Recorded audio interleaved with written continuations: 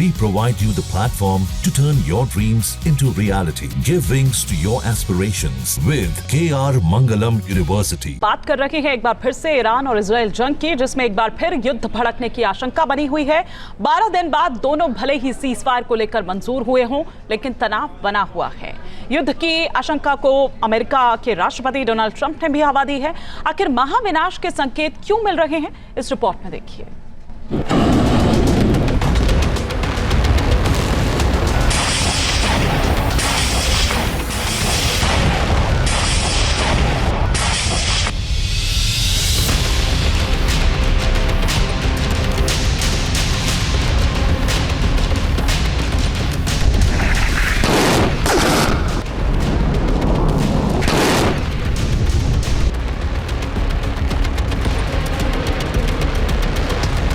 बारूदी विस्फोट से फिर दहलेगा मिडिल ईस्ट।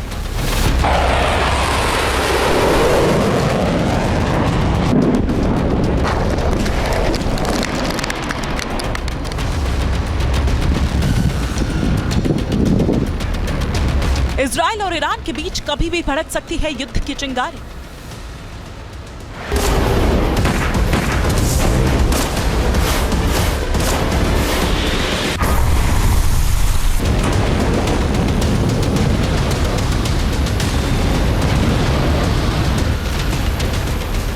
बारह दिन बाद सीजफायर हुआ, लेकिन जंग का खतरा अभी भी जारी।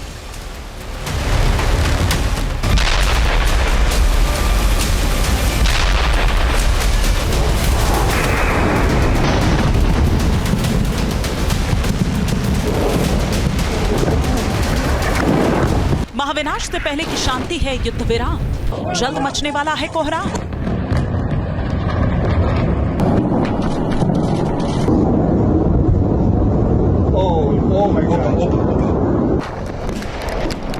इजराइल और ईरान 12 दिन के बाद भले ही शांत बैठ गए हों, लेकिन तनाव अब भी पूरी तरह से खत्म नहीं हुआ।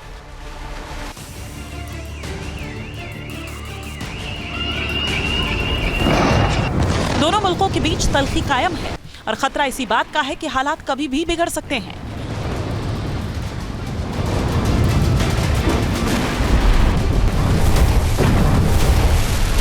तेरह जून से 24 जून तक मिडिल ईस्ट में जमकर गोला बारूद बरसा।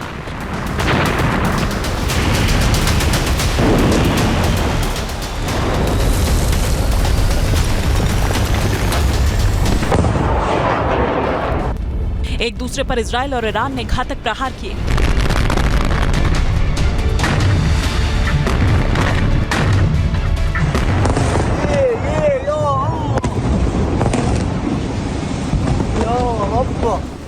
बीच में अमेरिका की भी एंट्री हुई। युद्ध जब चरम पर था, तभी ट्रंप ने सीजफायर का ऐलान कर दिया। मतलब युद्ध की आग पूरी तरह से बुझी नहीं है। सीजफायर के बीच ही अब डोनाल्ड ट्रंप ने एक बार फिर संकेत दिए हैं कि किसी भी दिन ईरान और इजराइल के बीच फिर से महायुद्ध का आगाज हो सकता है।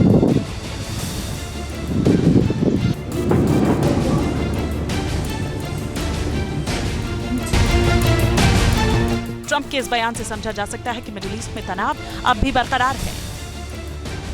ऐसे में सवाल है कि क्या सीजफायर अगली जंग की तैयारी का हिस्सा है? क्या ये युद्ध विराम महाविनाश से पहले की खामोशी है? क्या इजराइल और ईरान एक बार फिर से बारूद बरसाने वाले हैं? क्या मिडिल ईस्ट में महायुद्ध फिर से भड़कने वाला है? इन तमाम अटकलों को इसलिए भी बढ़ावा मिल रहा है क्योंकि ईरान के न्यूक्लियर प्रोग्राम को लेकर सस्पेंस बना हुआ है। अमेरिका के उपराष्ट्रपति जेडी वैंस ने सनसनीखेज दावा कर हलचल बढ़ा दी है। एक न्यूज चैनल से बातचीत करते हुए वेंस ने यह कबूल किया है कि हाल ही में ईरान के 3 प्रमुख ठिकानों पर अमेरिका के हमलों के बाद लगभग 400 किलोग्राम यूरेनियम गायब है। ये बताया जा रहा है कि इतने यूरेनियम से 10 परमाणु हथियार बनाए जा सकते हैं। जेडी वैंस ने कहा कि इससे साफ होता है कि अमेरिका का मकसद 100% तक पूरा नहीं हुआ। मतलब ईरान के न्यूक्लियर प्रोग्राम को खत्म करने की अमेरिका की रणनीति पूरी तरह से सफल नहीं रही। भले ही अमेरिका ने ईरान की न्यूक्लियर साइट्स पर B-2 बॉम्बर से बंकर बस्टर बम बरसाए हों, लेकिन परमाणु ठिकाने पूरी तरह से तबाह नहीं हुए। ईरान खुद भी लगातार ये दावा कर रहा है कि वो अपना न्यूक्लियर प्रोग्राम बहुत जल्द शुरू कर देगा। इसी बात को लेकर तनाव बना हुआ है।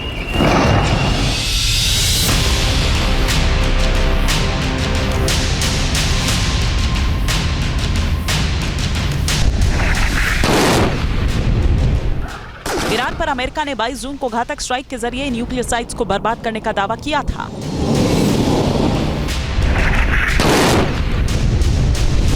लेकिन कई मीडिया रिपोर्ट्स में खुलासा किया गया है कि नुकसान बहुत कम था।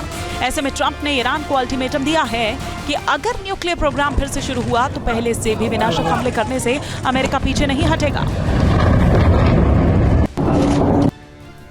ट्रंप की इस धमकी का सीधा मतलब है कि ईरान अगर अपनी न्यूक्लियर साइट्स को फिर से एक्टिव करता है तो युद्ध भड़क सकता है। मतलब इजराइल और अमेरिका मिलकर फिर से ईरान पर बमबारी कर सकते हैं। ऐसा हुआ तो हालात पहले से भी ज्यादा बिगड़ेंगे, जिसका असर फिर केवल मिडिल ईस्ट तक नहीं बल्कि पूरी दुनिया पर पड़ सकता है।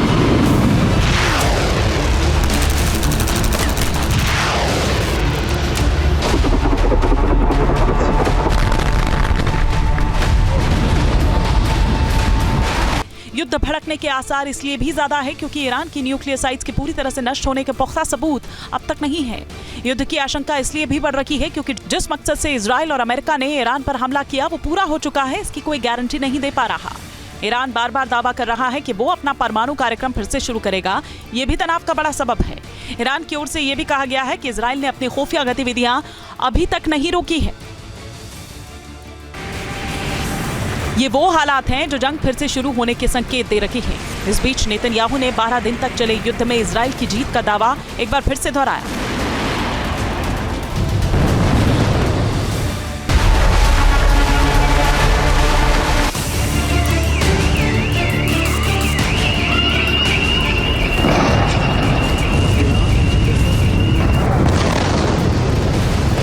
जंग में जीत का दावा ईरान ने भी किया है, लेकिन जिस तरह ईरान में तबाही मची और टॉप सैन्य लीडरशिप का खात्मा हुआ वो उसके लिए बहुत बड़ा झटका है।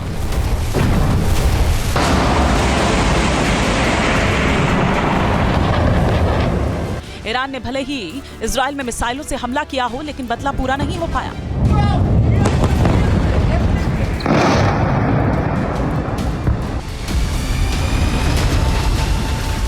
इसलिए बारूद के ढेर पर बैठे मिडिल ईस्ट में विस्फोटक हालात होने की आशंका लगातार बढ़ रही है।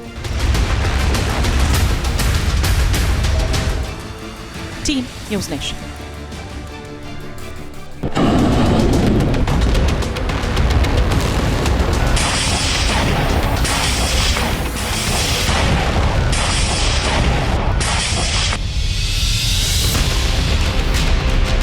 जहां भक्ति है हर शब्द में, कथाओं में छुपे हैं दिव्य रहस्य और ज्योतिष देता है जीवन को दिशा। धर्म से जुड़ी हर बातों को जानने के लिए हमारे चैनल स्तुति को सब्सक्राइब करें। चैनल पर जाने के लिए इस लिंक पर क्लिक करें।